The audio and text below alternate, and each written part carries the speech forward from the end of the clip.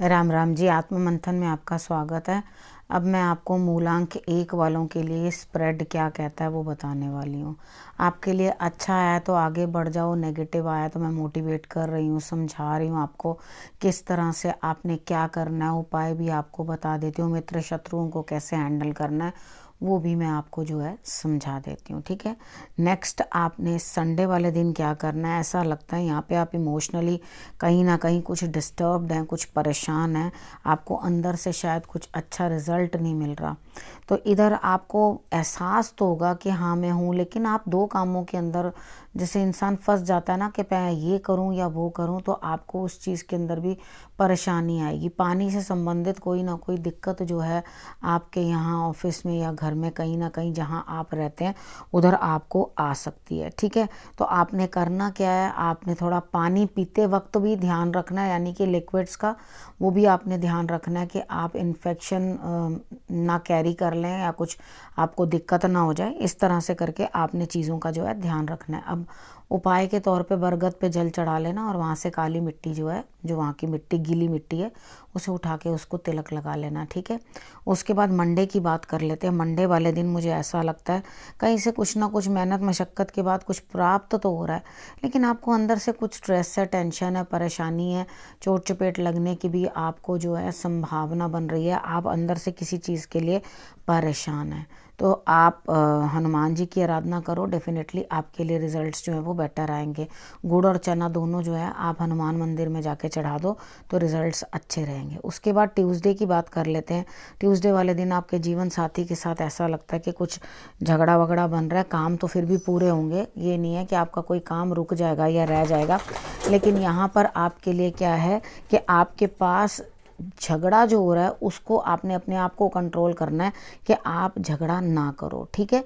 उसके बाद वेडनेसडे की बात कर लेते हैं। वेडनेसडे वाले दिन मुझे ऐसा लगता है कि कोई ना कोई जो है इस तरह की कोई लेडी है जो आपको हेल्प करती हुई दिखाई देती है, लेकिन उसकी हेल्प के बावजूद भी, फाइनेंशियल आपको चीज़ें देने के बावजूद भी, यानी कि फाइनेंशियली हेल्प करने के बावजूद भी कुछ चीज़ें जो हैं आपके, कुछ रिश्ते जो हैं कमज़ोर पड़ रहे हैं, टूटते हुए दिखाई देते हैं, यानी कि कहीं ना कहीं कुछ दिक्कत आती हुई दिखाई देती है। तो ये दिक्कत आपको बच्चों से भी आ सकती है, छोटों से भी आ सकती है।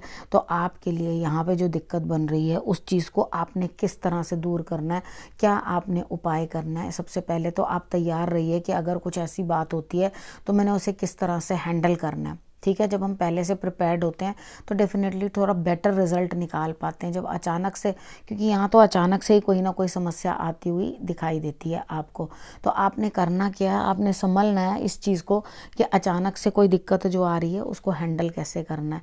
पश्चिम हिस्से की जो है सफाई अपने हाथ से आप कर लेना, तो आपको रिजल्ट्स जो है वो बेटर मिलेंगे। उसके बाद बात कर लेते हैं थर्सडे की।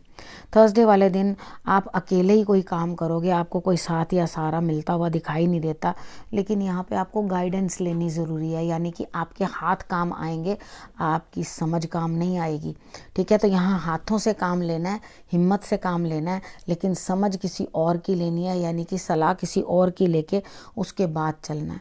अपनी कमर का भी ध्यान रखना, आपकी कमर के अंदर कोई दिक्कत ना हो, ठीक है।